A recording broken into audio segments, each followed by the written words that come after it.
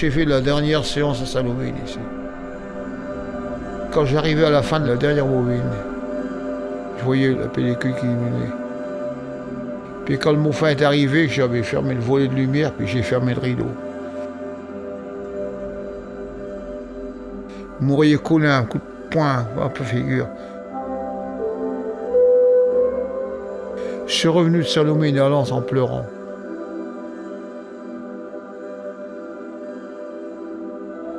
Le film se terminait, je voyais arriver le mot fin. Alors, c'était l'angoisse qui me prenait. Il y avait l'école qui redémarrait le lendemain matin. Mais je suis pas le seul à avoir vécu ça. Les séances imprévues qu'on est obligé de refaire parce qu'on faisait complet et on refusait beaucoup de gens, ça nous est arrivé.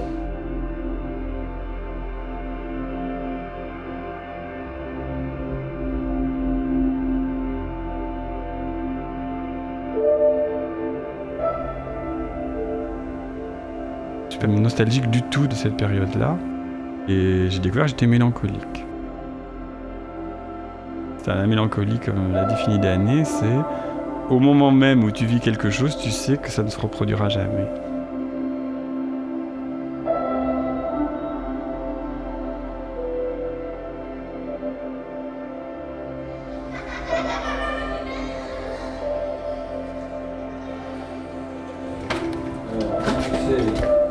Ça me fait tout drôle de rentrer là-dedans.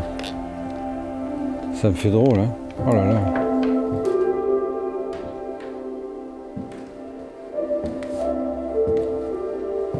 D'abord, il y a toujours un sentiment de regret parce que les choses détruites, c'est une partie donc de la vie qui est défunte. Hein.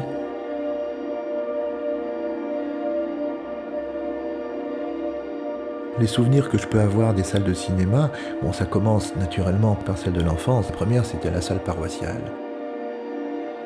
Je fais un complexe vis-à-vis des multiplexes. Quand j'étais jeune, on se mettait devant pour chahuter.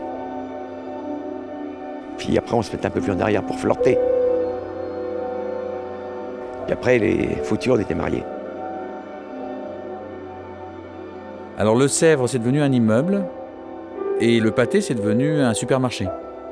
Par contre, le studio Bertrand existe toujours, ça, bien sûr. Il est fermé, le studio Bertrand, là? Ah, bah, il était resté longtemps ouvert, quand même.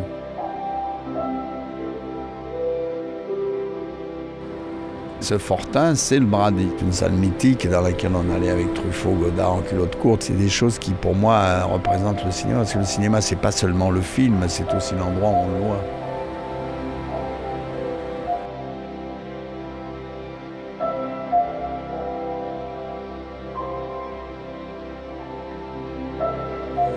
Au milieu des années 60, il y a déjà les licenciements ici. Licenciements dans les coqueries, autour des mines, licenciements dans la sidérurgie, ça commence. Et ça va se continuer tout au long des années 70.